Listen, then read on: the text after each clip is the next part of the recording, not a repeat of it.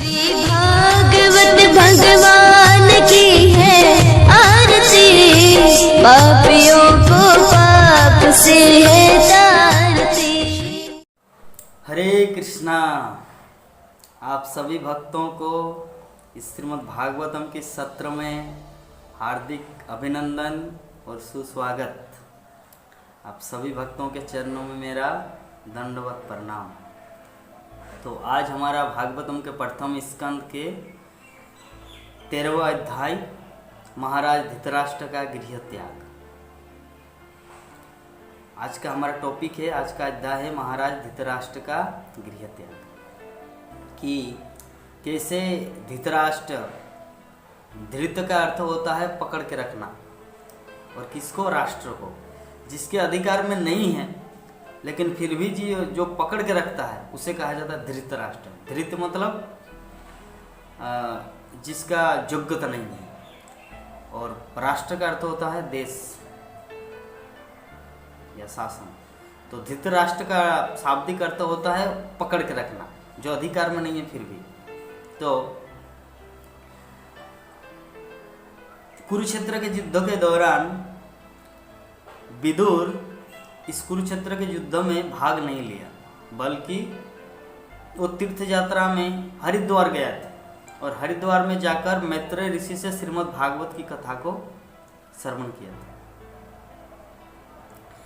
तो जब मैत्रेय से विभिन्न प्रकार का ज्ञान उन्होंने प्राप्त किया, मैत्रेय ऋषि से भक्ति तत्व का ज्ञान, आत्मज्ञान, आत्म तत्व ज्ञान, जब बहुत सारे ज्ञान लिए तो विभिन्न प्रकार का प्रश्न किया विदुर ने कि भगवान कृष्ण की भक्ति, दिव्य प्रेमी भक्ति कैसे होता है, कैसे करना है, भगवान कृष्ण को अपने जीवन में कैसे प्राप्त करना है, मृत्यु के बाद शरीर का गति क्या होता है, आत्मा कहाँ चला जाता है, इस तरह विभिन्न प्रश्न कर रहे। तो प्रश्न करते करते मैत्रेय ऋषि सब प्रकार का उनको ज्ञान दिए, और आनंद भी आ रहा था विदुर जी को सुनने के लिए। लेकिन विदुर ने सोचा कि मैं ये आनंद खुद अकेला उठा रहा हूँ, मैं उद्धार हो जाऊंगा, लेकिन मेरा भाई अभी भी पड़ा हुआ है घर में।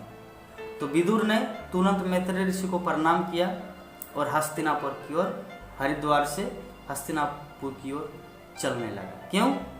ताकि धृतराष्ट्र जो घर में बंधा हुआ है आसक्ति जंजीर से, स्नेह बंधन से, उसको दूर करने के लिए, उनको घर से निकालने के लिए विदुर हस्तिनापुर की ओर आया। तो इस प्रकार विदुर जब हस्तिनापुर की ओर आ रहे थे, तो विदुर अपने भाई को उद्धार करने के लिए, तब राजमहल में जैसे ही विदुर का आगमन हुआ तो जितने सारे सदस्य थे, मानो उन सब का एक नवीन जीवन प्राप्त हुआ, एक नया जीवन मिला। क्योंकि लंबे समय तक युधिष्ठिर महाराज अपने चाचा विदुर को देखे नहीं थे, इसीलिए युधिष्ठिर के साथ साथ सभी की आंखों से अश्रु की धारा बहने लगी कि इतना दिन तक कहाँ थे हमारे चाचा। तो विदुर को आसन प्रदान किया गया। आसन प्रदान करने के बाद बैठे विदुर जी, फिर प्रसादम ग्रहण किया, भोजन किया। भोजन के उपरांत विदुर ने बाकी सब परिवार के सदस्यों को, या जो विदुर के शुभ चिंतक थे, सब बैठे हुए हैं, और विदुर ने उन सब को आत्म तत्व ज्ञान की कथा उन सबको सुनाई। तो इस तरह सुनाते सुनाते युधिष्ठिर महाराज विदुर को प्रश्न किए कि हे चाचा, क्या आपको याद है कि आप हमें किस तरह विभिन्न परिस्थितियों से, विभिन्न विपत्तियों से, आग से, विषपान से कैसे हम सबको बचाया था, पांचों पांडवों को कैसे हमारी रक्षा की है? हे चाचा, सच में हम आपके कृतज्ञ हैं। तो हे विदुर चाचा, आप हमें बताइए कि आपने जब घर छोड़ा तो आप पृथ्वी के किस किस कोने में विचरण किया, आप कहाँ कहाँ किन किन पवित्र स्थानों का भ्रमण किया। हे प्रभु, आप हमें ये सब बताइए। तो विदुर ने सब कुछ बताया। तो बताने के बाद बता रहे थे, उस टाइम युधिष्ठिर महाराज पॉइंट आउट किया कि हे प्रभु, आप तो साक्षात तीर्थ स्वरूप है, आप तो साक्षात उस भगवान गोविंद को अपने हृदय में धारण करते हुए सारे जगत में विचरण करते हैं। आप साक्षात तीर्थ स्वरूप है। जो भी आपकी संगति में आएगा वो तीर्थ स्थान, पवित्र स्थलों का पुण्य फल लाभ उठा सकते हैं। आप साक्षात तीर्थ स्वरूप है क्योंकि आप भगवान को अपने हृदय में धारण करते हैं। तो इसमें युधिष्ठिर महाराज पॉइंट आउट कर रहे हैं, हम लोग समझना चाहिए। हमारे इस्कॉन सोसाइटी श्रील प्रभुपाद पहले वृंदावन राधा दामोदर मंदिर में सुंदर रूप से भागवतम की ट्रांसलेट कर रहे थे। वृंदावन धाम में बैठा हुआ था, भजन साधन कर रहे थे। तो प्रभुपाद अचानक एक दिन सोचा कि मैं अगर इस तरह बैठा रहूं इस वृंदावन धाम में, तो जगत के लोग जो वृंदावन के बारे में पता नहीं, भक्ति तत्व के बारे में पता नहीं, उन सबको ये नॉलेज कहाँ से प्राप्त होगा। तो मैं वृंदावन धाम को अपने हृदय में धारण करके जगत के सामने वृंदावन धाम को प्रकट करूं। तो इस उद्देश्य के लिए श्रील प्रभुपाद 1965 साल में अमेरिका गए। नरक जैसे जगह गए वहाँ पर भगवत धाम बनाने के लिए। और श्रील प्रभुपाद ने वहाँ पर जाके इस्कॉन अंतर्राष्ट्रीय कृष्ण भावनामृत संघ 1966 में 1966 वहाँ पे अंतर्राष्ट्रीय कृष्ण भावनामृत संघ international society for Krishna consciousness establish किया। और सारे जगत में अभी वो कृष्ण भक्ति का प्रचार किया जा रहा है। श्रील प्रभुपाद साक्षात तीर्थ स्वरूप है जो वृंदावन धाम को अपने हृदय में धारण करके उस अमेरिका में वृंदावन को दे दिया। अमेरिका, लंदन, जापान, रूस, मलेशिया, थाईलैंड, पूरे पृथ्वी में वृंदावन का प्रकाश दे दिया श्रील प्रभुपाद। यह है साक्षात तीर्थ स्वरूप जो युधिष्ठिर महाराज विदुर को बोले। सेम थिंग श्रील प्रभुपाद साक्षात वृंदावन धाम को, तीर्थ स्वरूप धाम को अपने हृदय में धारण करके जगतवासियों को दिया। एक बार मेरे गुरु महाराज श्रीमद् भक्तिचार्य स्वामी गुरु महाराज को एक भक्त ने प्रश्न किया कि गुरु महाराज जीवन को हम कैसे संचालन करें। तो गुरु महाराज उत्तर दिया कि पहले बच्चों को 25 साल तक ब्रह्मचारी रहना है, और अगर वो मेंटेन कर पाए अपने आप को पूरा जीवन भर भी वो ब्रह्मचारी रहकर संन्यास ले सकता है। और अगर कोई गृहस्थ बनना चाहेंगे, नौकरी करेंगे, जॉब करेंगे, बिजनेस करेंगे, तो गृहस्थ रूप में रहेंगे तो 50 साल तक गृहस्थ में रहना है। फिर 50 साल के बाद पंचाशर्धम गृहम वनम वर्जित, 50 साल होने के बाद उसे वन चला जाना चाहिए, अपनी गृहों को त्याग देना चाहिए। तो अभी गुरु महाराज का पॉइंट आउट कर रहे हैं कि वन का अर्थ क्या होता है। वन का अर्थ होता है जंगल नहीं, वन का अर्थ होता है वृंदावन, और वृंदावन का अर्थ होता है जहाँ पर भगवान कृष्ण का निवास है। और वर्तमान में वृंदावन धाम को श्रील प्रभुपाद ने सारे जगत में वृंदावन को एक्सपेंशन किए हैं। और वो वृंदावन एक एक इस्कॉन का सेंटर, एक एक इस्कॉन का मंदिर वृंदावन धाम स्वरूप है। तो इसलिए भक्तों को चाहिए पंचाशोर्धम वर्णम वर्जित। इसका अर्थ है कि वो अपने घर आसक्ति को त्याग कर उस इस्कॉन मंदिर में ज्वाइंट हो जाए और पूर्ण रूप से सेवा दे। और अगर संभव नहीं है वो भी करना, मतलब उस मंदिर में रह के अगर सेवा नहीं कर पा रहे तो उसको इसी घर में रहना है, और घर में रहते हुए इस मंदिर के साथ कनेक्ट होना है, और अपने जीवन को कृष्ण की सेवा के लिए, प्रभुपाद के मिशन की सेवा के लिए, इस्कॉन की सेवा के लिए अपने आप को डेडिकेट कर देना है। यही है वानप्रस्थ। और यही वानप्रस्थ से वो निरासक्त हो जाता है। और निरासक्त होने का मतलब होता है संन्यास। संन्यास को ये सिर्फ डंडा लेना नहीं है। संन्यास का अर्थ होता है जो पूर्ण रूप से आपका देहासक्ति, भौतिक आसक्ति से पूर्ण विरक्त होकर शुद्ध कृष्ण भक्ति करना। और चाहेंगे तो बाद में आप जगह जगह में विचरण करते करते गांव गांव, शहर शहर में जाके लोगों को कृष्ण भक्ति प्रदान करना, यही है संन्यास। तो गुरु महाराज ने इस तरह उस भक्त को जवाब दिया। तो यही है, विदुर जी को युधिष्ठिर महाराज बोले कि हे प्रभु आप तो साक्षात तीर्थ स्वरूप है। तो ही इसलिए प्रभुपाद तीर्थ स्वरूप जो सारे जगत में कृष्ण भक्ति का प्रचार किया। तो विदुर को जब प्रश्न किया आप किस किस स्थान में, कौन कौन से स्थान में गए, कौन कौन सा तीर्थ स्थल को देखा, तो विदुर ने और युधिष्ठिर महाराज ये भी प्रश्न किए कि द्वारका, आप शायद द्वारका भी गए होंगे, वहाँ पे सब कुशल मंगल होगा। तो अतः हे विदुर चाचा, आप सब कुछ हमें बताइए। तो विदुर ने सब कुछ बताया, लेकिन बताते समय वो एक चीज़ को थोड़ा नहीं बोला, वो ये था जदुवंश का क्या हुआ है। क्योंकि जदुवंश, वो जो ब्राह्मण के श्राप में जदुवंश पूरा ढंग से हो जाएगा। जो सांब था, सांब, तो सांब दुर्वासा मुनियों का ग्रुप था।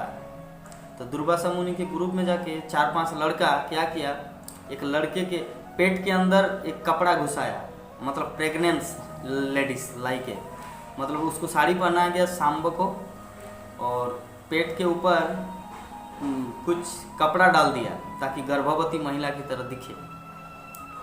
और 4-5 लड़का उस लड़की को, मतलब वो सांब लड़की सज गया है, उनको लेकर दुर्वासा मुनि के सामने आया, ऋषियों के पास, और बोले कि आप तो ज्योतिष है, आप तो सब कुछ भूत वर्तमान भविष्य त्रिकालदर्शी है, आप हमें बताइए कि इस लड़की के गर्भ, मतलब इस महिला के गर्भ में क्या संतान होगा, मतलब लड़का या लड़की, बॉयज और गर्ल्स। तब दुर्वासा मुनि त्रिकालदर्शी, बहुत भूत वर्तमान भविष्य सब कुछ जानते थे, तो उनको पता चला ये कोई लड़की नहीं है, एक लड़का है जो कपड़ा घुसा के, ये सज के, मतलब मेरे साथ मजाक बेहुदा हरकत करने के लिए आए हैं। तब दुर्वासा मुनि क्रोध होकर उनको बोले कि इनके पेट से जो बच्चा निकलेगा, मतलब इनके पेट से जो निकलेगा, उस पूरे जदुवंश का, पूरे जदुकुल का नाश करने वाला होगा। और हम लोग बाद में देखते हैं, ये भागवत में आता है 11 स्कंद में, कैसे उस उनके पेट से एक ये मुसल निकला। तो मुसल निकले तो उसको, जिसको अगर टच किया जाए, टच कर देंगे तो व्यक्ति मर जाएगा, जदुकुल। तो भगवान श्री कृष्ण ने सोचा कि क्या करेंगे, तो बोले कि एक काम करो, समुद्र में जाओ और इसको घिसना शुरू करो, क्योंकि अगर इसको फेंक देंगे कहीं पर, उसको अगर टच करेंगे तो मर जाएगा व्यक्ति। तो इसको क्या करना है, जैसे हम लोग चंदन बांटते हैं, या चंदन को घिसते घिसते तो लकड़ी जो है, चंदन का लकड़ी, वो एकदम मिट जाता है। तो उसी तरह ये जो पत्थर है मुसल, इसको इस तरह घिसना शुरू करो, घिसते ये सब कुछ मतलब नष्ट हो जाएगा।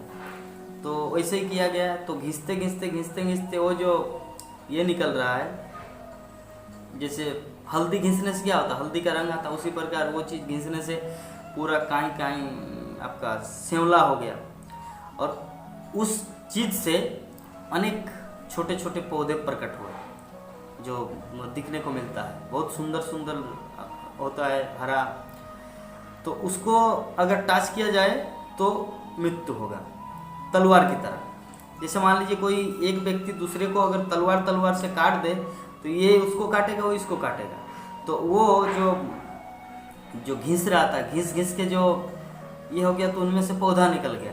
और वो पौधा को वो भविष्य में कुछ दिन के बाद वो जदुकुल का लोग क्या किया, उसको उठाया और जिसके शरीर में टच किया कर दे रहे, वही मर रहा। तो एक दूसरे का इस तरह टच करके पूरा जदुकुल समाप्त हो गया। तो वो जो छोटा सा मूसल था, एक थोड़ा सा बच गया, उसको तो घिस नहीं सकते, इतना छोटा हो गया उसको घिस नहीं सकते।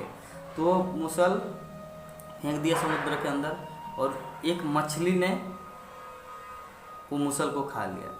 और मछली ने जब मूसल को खाया, तो मछली आपका लाया गया द्वारका में, फिर वहाँ से। और ये एक बहुत बड़ा स्टोरी है, किस तरह जदुवंश का नाश हुआ है, ये आएगा श्रीमद् भागवतम में। तो जस्ट ये जो हैपनिंग हुआ है, विदुर ये चीज़ युधिष्ठिर महाराज को बताया नहीं कि जदुवंश का इस तरह हाल हुआ है, क्योंकि अगर ये चीज़ बताएंगे तो वो सभी दुर्बल होकर गिर जाएंगे, मतलब मृत प्राय। तो विदुर ने सब कुछ बोल दिया, लेकिन ये चीज़ नहीं बताया कि जदुकुल नाश हो चुका है, एकमात्र कृष्ण और उद्धव बचे हैं। तो कृष्णा भी उद्धव को उपदेश देंगे, सब श्रीमद् भागवतम में आएगा अभी स्टेप बाय स्टेप। तो एक्चुअली आज का जो टॉपिक है धृतराष्ट्र का गृहत्याग, हम लोग उस विषय में आते हैं। तो विदुर का उद्देश्य क्या था कि धृतराष्ट्र को कैसे घर से निकालेंगे। तो विदुर मिला धृतराष्ट्र से, बोले कि भैया आप अभी भी इस घर में पड़े हुए हैं, धन्य है। ये जो काल है ना, जरा भय देखो किस तरह व्यक्ति को जकड़ के रखता है। सभी काल के द्वारा दुखी है और सब कुछ यहीं पर पड़ा रहता है, फिर भी व्यक्ति समझ नहीं पाता। तो विदुर ने धृतराष्ट्र को कहा, आपके सभी मर चुके हैं, लेकिन फिर भी आप यहाँ पे कुत्ते की तरह क्यों पड़े हुए हैं? आप बूढ़ा हो गया, आपका बाल पक गया, आपका दांत भी निकल गया सब। आप एक घरेलू कुत्ता की तरह जो भीम द्वारा दिए गए जूठन खा के अपनी जीविका निर्वाह कर रहे हैं। कुत्ता जो होता है, कुत्ता घर में क्यों रहते हैं? ताकि मालिक उसको भोजन देते हैं। तो उसी तरह आप घरेलू कुत्ता की तरह है, जो भीम जो आपको जूठा देते हैं उसको आप खाते हैं।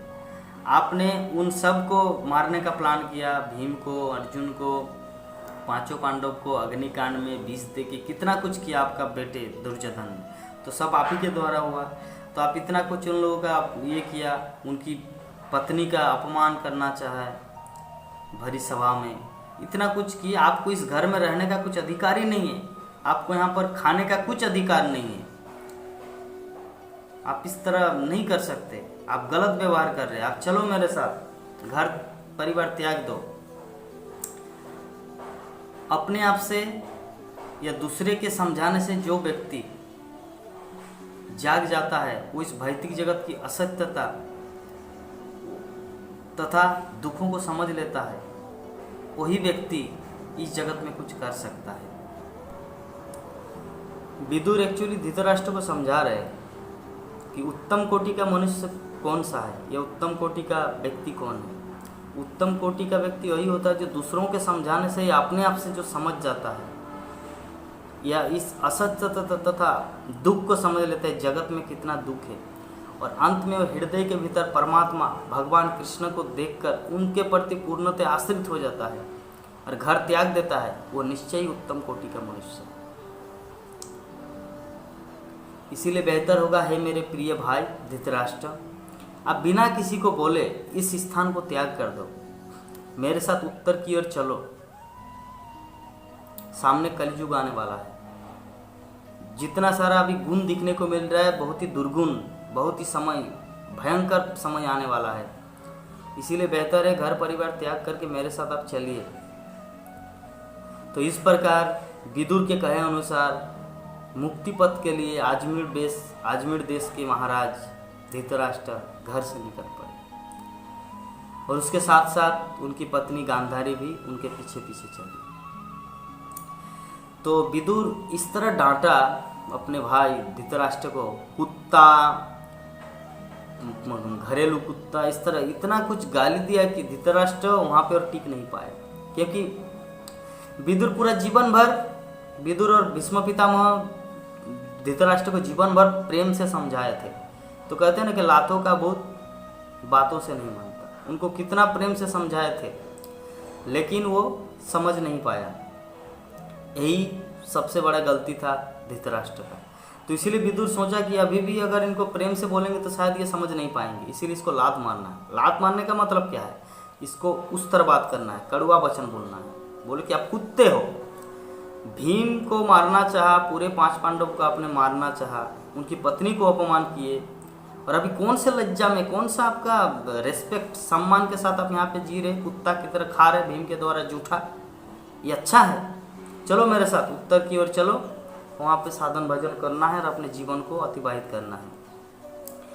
तो फिर धृतराष्ट्र मान गए उनकी बात को, और सुबह सुबह भोर होते ही, सुबह ही विदुर धृतराष्ट्र को घर से ले गया, और साथ में गांधारी भी उनके साथ चली गई। तो अभी क्या है, युधिष्ठिर महाराज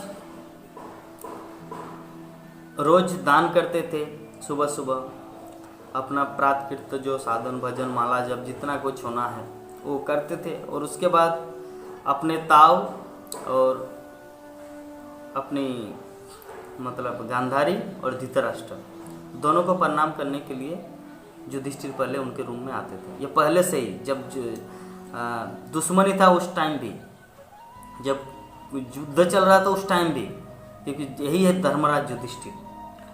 तो धृतराष्ट्र महाराज युधिष्ठिर जब इस तरह आए वहाँ पर धृतराष्ट्र के पास, तो देखा कि उस घर में ना उनके ताऊ है ना उनकी माताजी, मतलब दुर्योधन की माँ। तो पूर्ण रूप से दुखी हो गए। तो दुखी होने के बाद वो बहुत शोकाकुल हो गए और सामने बैठा हुआ था संजय। संजय को पूछे कि हे संजय, आपने देखा है ताऊ को और माता गांधारी को, वो लोग कहाँ चले गए मुझे बिना कुछ बोले? शायद ऐसा तो नहीं हुआ कि वो अपने दुख के कारण, शोक अवस्था के कारण गंगा में कूद कर मर गए, ऐसा तो नहीं है? तो इस तरह करके युधिष्ठिर महाराज संजय को पूछने लगा। तो संजय भी शोकाकुल अवस्था में बहुत ही दुखी होकर वहाँ पर थे। संजय पूर्ण रूप से दुखी था, क्योंकि धृतराष्ट्र की सेवा इतना दिन तक संजय था उनका मंत्री, उनका सेक्रेटरी। इतना दिन जो भागवत कथा सुनाए, भगवत गीता का ज्ञान जो भगवान श्री कृष्ण अर्जुन को दिए थे कुरुक्षेत्र के मैदान में, वो दिव्य दृष्टि के माध्यम से संजय ने धृतराष्ट्र को वो सब ज्ञान सुनाए थे, भगवत गीता का ज्ञान।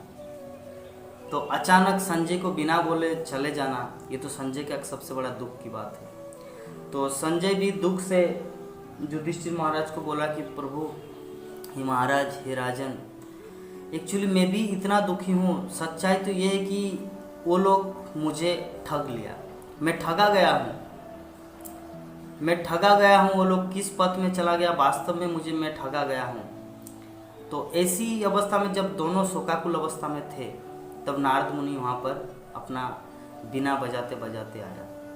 और नारद मुनि जब वहाँ पर पधारे तो नारद मुनि उनको बोले कि आप लोग चिंता मत कीजिए। तब युधिष्ठिर महाराज नारद को प्रणाम किए और नारद एक आसन में बैठ गया और सभी 5 पांडव, युधिष्ठिर, संजय सभी बैठे। और अभी संजय नारद मुनि उनको इसे बोल रहे कि ऐसी अवस्था में पहले युधिष्ठिर महाराज नारद को प्रश्न किए कि हे प्रभु, आप सारे विश्व ब्रह्मांड में भ्रमण करते हैं, आप उस कप्तान स्वरूप है जो इस समुद्र को पार कर सकते हैं, दुख समुद्र को। तो आप हमें बताइए कि मेरा चाचा विदुर, मेरा ताऊ और माता गांधारी, वो लोग कहाँ गए? आप हमें कृपा करके बताइए। तो जब इस तरह प्रश्न किए तो नारद ने उसको उत्तर दिया कि हे राजन, आप शोक न करें, सारे जीव परमेश्वर के अधीन है, भगवान कृष्ण की इच्छा के बिना कुछ नहीं होता है। आप शोक न करें, वही मिलाते हैं और वही हम सबको जुदा करते हैं। कि ये जो परिवार, पति पत्नी, भाई, ताऊ, माँ बाप, ये सब कृष्ण की इच्छा से मिलते हैं और एक दिन उसी की इच्छा से बिछड़ जाते हैं। तो ये बीजोग की जो भावना, ये मोहजनित स्नेह के कारण है। स्नेह जो 2 तरह का स्नेह होता है। एक स्नेह जो जगत में लोग कृष्ण को भूल चुके हैं, तो उसको कैसे पुनः कृष्ण मिले, ये जो स्नेह है, ये है रियल स्नेह, वास्तविक स्नेह। और दूसरा मोहजनित स्नेह का अर्थ होता है कि वो लोग कहाँ चले गए, क्या कर रहे, क्या नहीं, ऐसे। तो आपका सोचना बस वैसा ही है। तो नारद मुनि जब इस तरह बता रहे थे युधिष्ठिर महाराज को कि हे राजा, मत सोचो कि तुम्हारे बिना वो सब अपनी जीविका नहीं निर्वाह कर पाएंगे, या तुम्हारे बिना वो सब असहाय है। मत सोचो कि तुम राजा हो, इसका मतलब ये नहीं कि पूरे संसार का ठेका आपके ऊपर है। सभी परमेश्वर के अधीन है, भगवान के अधीन है। आप सिर्फ भगवान को देखो। नारद मुनि इसको इंस्ट्रक्शन दे रहे हैं युधिष्ठिर महाराज को। या आप सिर्फ भगवान को देखो जो अद्वितीय है। भगवान ने देवताओं की सहायता से इस जगत में, जो भगवान श्री कृष्ण जो आविर्भूत हुए थे इस संसार में, भगवान देवताओं की सहायता जो कुछ करने के लिए आए थे वो लगभग पूरा हो गया। और भगवान तब तक है इस जगत में, जब तक है भगवान कृष्ण इस जगत में, तब तक ही आप लोगों को यहाँ पे रहने का अधिकार है। एक्चुअली नारद मुनि ये सब युधिष्ठिर महाराज को क्यों बोल रहे हैं? एक्चुअली भगवान अभी तक है इस संसार में, अभी तक अंतर ध्यान हुआ नहीं। जदुकुल बाकी सब ध्वंस हो गया, एवरीथिंग इज फिनिश, कृष्ण और उद्धव है।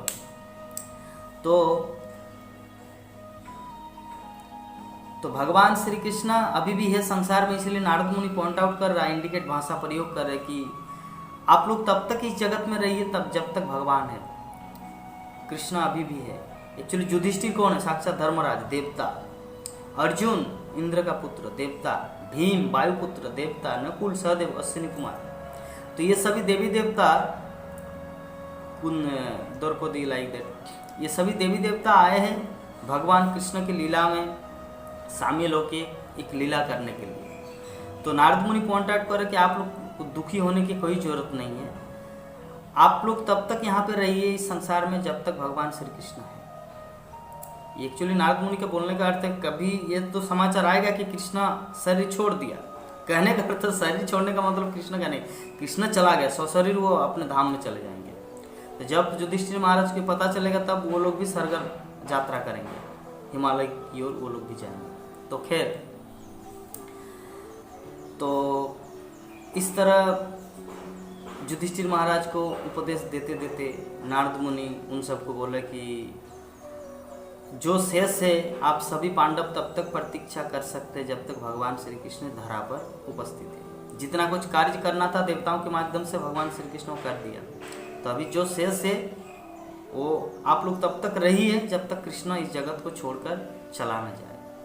तो इसीलिए हे राजन, आप चिंता मत कीजिए, आपका ताऊ, चाचा, गांधीरी हिमालय के दक्षिणी की ओर गए हैं, जो अधिकतर ज़्यादातर ऋषि मुनि के आश्रम हैं। वो लोग हिमालय में गए हैं जहाँ पे ऋषि मुनियों का बड़े बड़े आश्रम है, वहाँ पे वो लोग योग साधना कर रहे हैं। एक्चुअली धृतराष्ट्र आपका ताऊ वहाँ पे योग साधना कर रहे हैं, और योग साधना करने के बाद वो पूर्णता को प्राप्त करेंगे, भगवान कृष्ण को साक्षात्कार करेंगे, अपने जीवन परमात्मा स्वरूप को जान लेंगे। वो आत्मा है, भगवान परमात्मा है, उनके साथ लिंक होना, उनके धाम में जाना, ये सब तत्व ज्ञान वो अनुशीलन कर रहे हैं, योग अभ्यास कर रहे हैं आपका ताऊ धृतराष्ट्र। तो आफ्टर 5 डेज, कुछ ही दिन बाद, ओनली 5 दिन के बाद आपका ताऊ, आपका धृतराष्ट्र शरीर को त्याग देंगे, वो आत्मा भगवान कृष्ण में मिला देंगे, वो उनके धाम में चले जाएंगे। और धृतराष्ट्र जब शरीर को त्याग देंगे तो शरीर राख हो जाएगा। जलती अग्नि में उनकी पत्नी गांधारी उस शोकाकुल, उस भय स्थिति में अपने आप को अकेला महसूस करने के कारण उस जलती अग्नि में प्रवेश करेगी, सती जाएगी। धृतराष्ट्र जो जलता रहेगा, अपने जीवित शरीर को गांधारी उस स्थान में, उस अग्नि, जलती अग्नि में प्रवेश करेगी, और प्रवेश करके वो दोनों समाप्त हो जाएंगे। और ये सब दृश्य विदुर देखेंगे तो विदुर इतना दुखी होगा, इतना दुखी होगा। इस दुखी अवस्था में वो पुनः पूरे भारत के, पूरा पृथ्वी के तीर्थ स्थानों को परिक्रमा करने के लिए, तीर्थ स्थानों में भ्रमण करने के लिए वो सीधा उस स्थान को त्याग कर तीर्थ यात्रा पर्यटन के लिए निकल जाएंगे। ये सब नारद मुनि युधिष्ठिर महाराज 5 पांडव को सुना रहे कि ऐसी ऐसी घटना होने वाला है। तो यही है देवर्षि नारद, जो भूत वर्तमान भविष्य सब कुछ जानते हैं, क्या हुआ था, क्या हो रहा है और क्या होने वाला है। तो इसी से पता चलना चाहिए हम सबको, जो भगवान का शुद्ध भक्त होता है वो भूत वर्तमान भविष्य त्रिकालदर्शी होता है, वो सब कुछ जानते क्या हुआ था, क्या हो रहा है, क्या होने वाला है। तो इसीलिए हम सबको भी सचेत होना चाहिए। श्रील प्रभुपाद जो भगवान के शुद्ध विशुद्धतम सेनापति महाप्रभु चैतन्य महाप्रभु का सेनापति भक्त थे, वो उन्होंने हम सब के लिए जो कुछ अपने किताबों में, अपने पुस्तकों में लिखे हैं, वो सब नारद मुनि की युधिष्ठिर के प्रति उपदेश की तरह है। हम सब के लिए हमारा क्या होगा, क्या होने वाला है, क्या हो चुका है, और हम लोग शुद्ध कृष्ण भक्ति के पथ में रहेंगे तो क्या हमारा होगा, ये सब कुछ वर्णन किए हैं श्रील प्रभुपाद की पुस्तक में। इसीलिए हम सबको रोज श्रीमद् भागवत गीता को और श्रीमद् भागवतम चैतन्य चरितामृत श्रील प्रभुपाद के दिए गए ग्रंथ को जितना समय हो सके थोड़ा बहुत अध्ययन करना चाहिए, क्योंकि अध्ययन करने से हम लोग भूत वर्तमान भविष्य को देख पाएंगे। युधिष्ठिर को पता नहीं था कि मेरा ताऊ कहाँ गया है, धृतराष्ट्र विदुर कहाँ गया, लेकिन नारद मुनि बोल दिया कि ऐसे ऐसे वो लोग वहाँ पर गए हैं और कुछ ही दिन के बाद उनका मृत्यु होगा। तो उसी तरह श्रील प्रभुपाद हम सबको बता रहे हैं कि हम लोग इस शरीर में अभी युवक अवस्था में बाद में बूढ़ा हो जाएंगे, फिर मृत्यु होगा, आत्मा कहाँ चले जाएंगे, वो कृष्ण के पास जाएंगे या नरक जाएंगे, सब कुछ श्रील प्रभुपाद ने हम सबको बताया है। तो इसीलिए हम सब पहले उसको जानेंगे और उस अनुसार अपने जीवन को ढालेंगे, ताकि हमारा जीवन व्यर्थ न चला जाए बल्कि सफल हो मानव जीवन। तो इसीलिए हम सबको श्रील प्रभुपाद का आश्रय लेना है, इस्कॉन सोसाइटी में योगदान करना है और अपने मनुष्य जीवन को सार्थक करना है। तो कल तक के लिए आज हमें विदा दे। आज हमारा टॉपिक था धृतराष्ट्र का गृह त्याग। आप सभी भक्तों के चरणों में मेरा प्रणाम है, ताकि आप लोग इतना ध्यानपूर्वक सुंदर रूप से इस श्रीमद् भागवत की कथा को सुने। इसलिए आप सबको अनेक अनेक धन्यवाद। हरे कृष्णा। इस वीडियो को लाइक करें, हमारे चैनल को सब्सक्राइब कर बेल आइकन जरूर प्रेस करें हमारी न्यू वीडियो सबसे पहले।